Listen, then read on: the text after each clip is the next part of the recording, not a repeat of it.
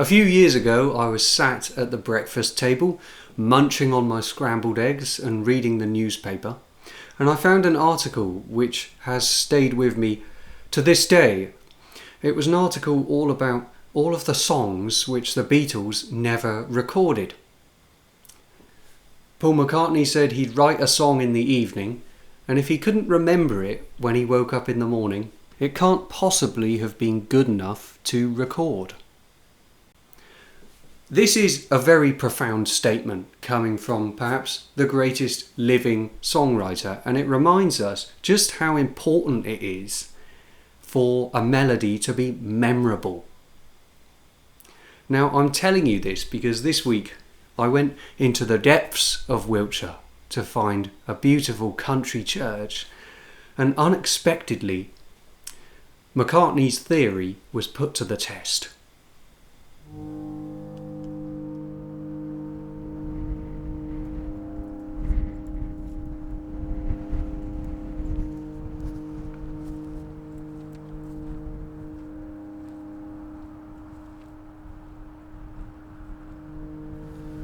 When Lennon wrote Norwegian Wood, or McCartney wrote Blackbird, both were continuing a tradition which had existed for centuries. We might call it folk music, music not for the elite, but for ordinary people, not notated in scores, but memorised, sketched out, and passed on through singing. Here I am in Temple being blasted by winter wind, but it's places like this which remind me of folk music most. Music of farmhouses and village pubs, of nature and love and loss. Songs which survive far longer than their singers. Temple probably has something to do with the Knights Templar, just like it does in the Scottish and Cornish villages of the same name. To the west we see Clay Hill, 800 feet high and totally natural except for the Iron Age hill fort at the top. And then to the south, over those hills, is the Longley Estate.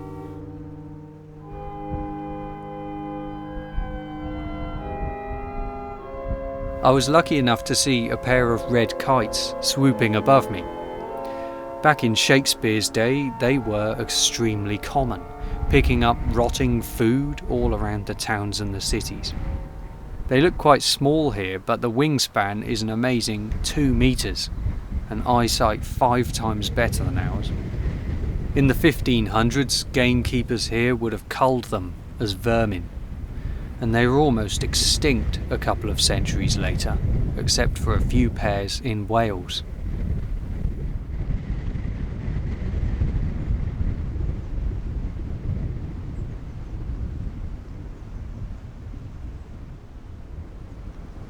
And then it's onwards, over the stile and past the brook, the Whitbourne, or White Stream. And one more gate takes us into the village.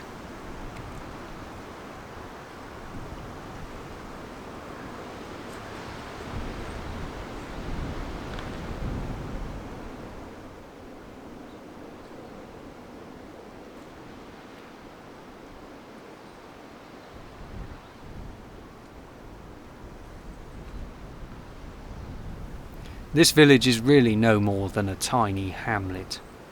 Temple is one of those places defined by those around it. Of course, 120 years ago, the locals wouldn't have travelled nearly as far as they do today. They perhaps would have stayed in their village. It would be like an island in the great sea, as Laurie Lee put it. They gave the church its congregation, but of course, nowadays, the situation has totally changed. It must have been nearly 2 years ago that I last came to Temple. This is a village which seems almost to be without its own identity in a way. You wouldn't know it was there. Many people pass straight by. It's almost overshadowed by the mighty Clay Hill and Longleat. But it's a village which is immensely beautiful, and it does have its own church. St Mary's was founded by Mary Barton of Corsley House. She left £10,000 in 1899, which was quite a large sum back then. And this money was used to buy a piece of land in order to build this chapel, which was built in memory of her husband and her son. Unfortunately, it fell into what we might describe as ecclesiastical redundancy. I suppose the village is so small that there was not a large enough congregation to maintain use of the building. And now it's cared for by the Friends of Friendless Churches. In my own selfish way, I love going to churches like this where you can almost guarantee solitude. And once you see inside this building, you'll understand why I'm so impressed by it.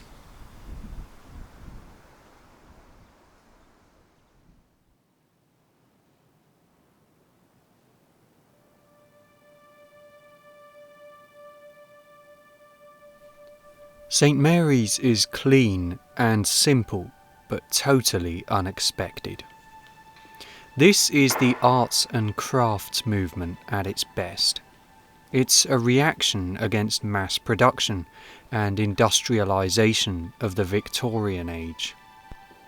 Instead, it celebrates the opposite, individual talent and craftsmanship of the builders. This style was fashionable in the early 1900s, and it still looks fashionable today. Notice the bright white pointing between the bricks, and also the clever way that masons have cut the stonework in the porch. The materials are mostly local ones, but the pews here in the nave are from New Zealand timber. And the eastern end is always the most important part of a church. This is reflected by the change in architectural style. It's where the priest gives Holy Communion during services, called the chancel, after the Latin word for lattice, because it was screened off in older churches. Here the walls are built from stone instead of brick, and there are elegant choir stalls from Austrian oak, and a scissor-arched roof. This is also where the pipe organ sits, so that the organist can see to the altar or direct a choir if they need to.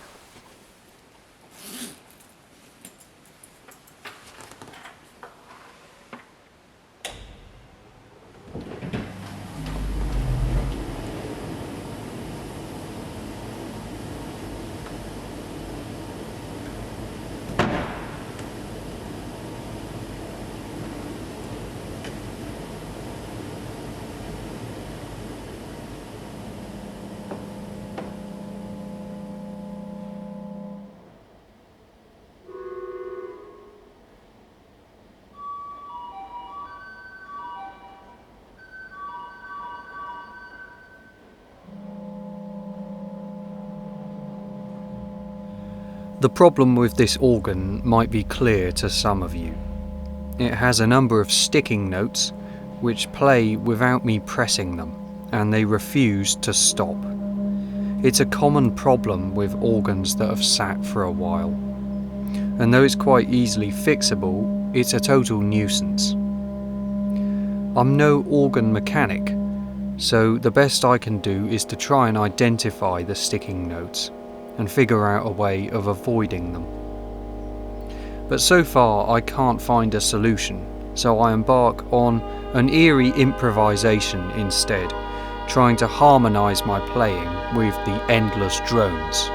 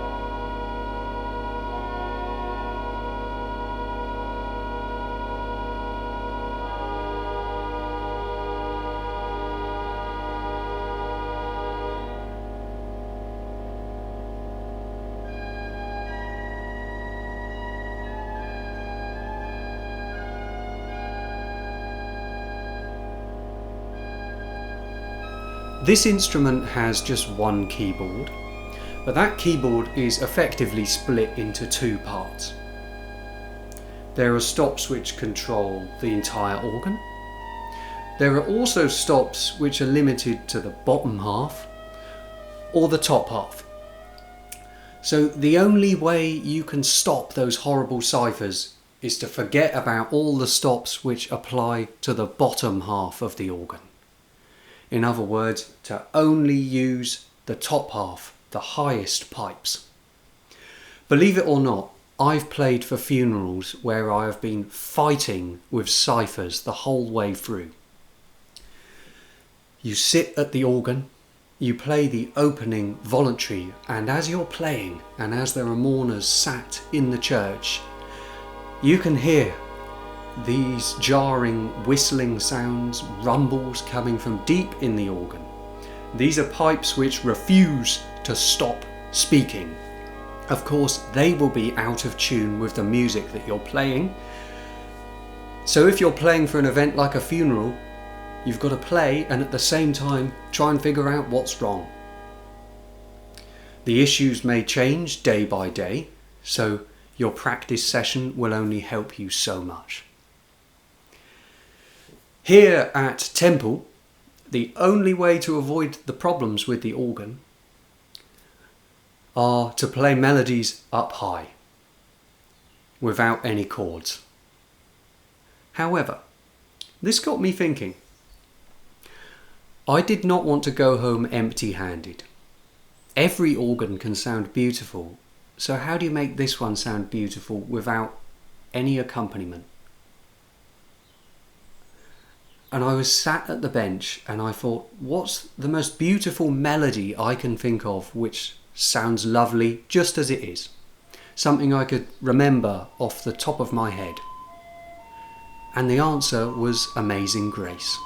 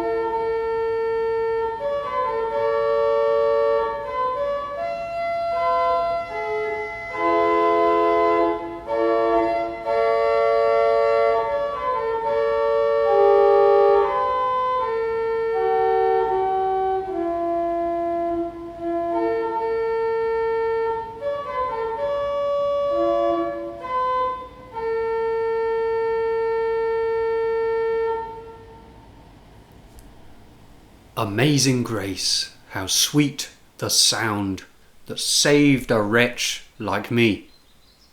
I once was lost, but now am found, was blind, but now I see. Funnily enough, I've wanted to make a video about Amazing Grace for a very long time because it's fantastically interesting as a melody alone. However, some context. The words were written way back in 1772 by an English clergyman called John Newton. It was set to various different tunes, but it only became astronomically famous when it was paired with a tune sometimes called New Britain, and that's the tune that we sing today. And it was an American composer called William Walker who first combined the two around 1835. We don't know exactly where the tune New Britain came from. The name perhaps suggests it's derived from an English melody. It's sometimes referred to as a spiritual, but generally speaking it's what we might call a folk melody. It's a tune which passed down through generations without ever really being written down, purely because it was so perfect. It didn't need writing down. And now we see what I was talking about in the introduction to this week's video. The essence of folk songs is that they don't need to be written down, they're passed down orally. And Amazing Grace is perhaps the very best example. The question is, why is this melody so good on its own without any harmony? Well, let me give you an attempt at an answer. It consists of just 5 notes. It's built on a scale of just 5 notes called the pentatonic scale. Very simple. It's like the first notes that you played at primary school when you were given a xylophone. And the interesting feature of the pentatonic scale is that the 2 notes that are removed from a normal scale are the dissonant ones, the semitones. So it's a very pleasant melody to listen to, and it's very singable and simple.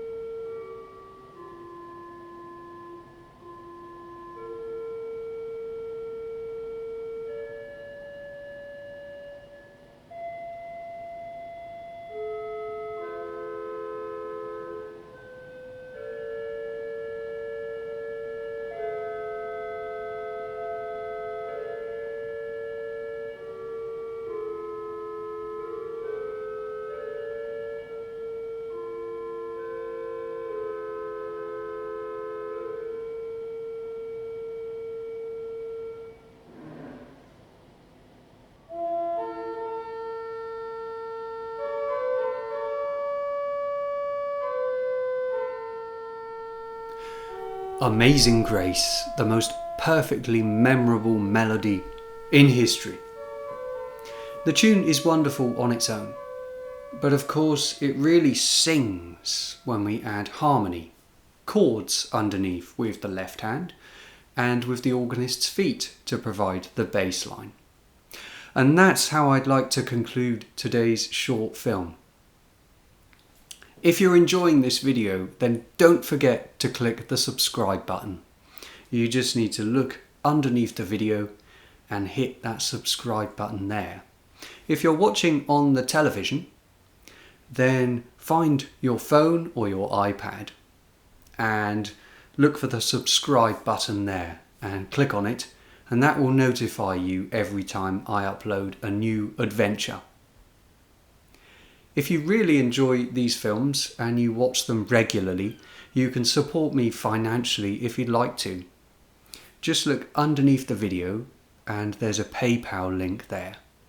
If you click on that, it takes you to my donations page, and from there you can leave a small contribution if you'd like to.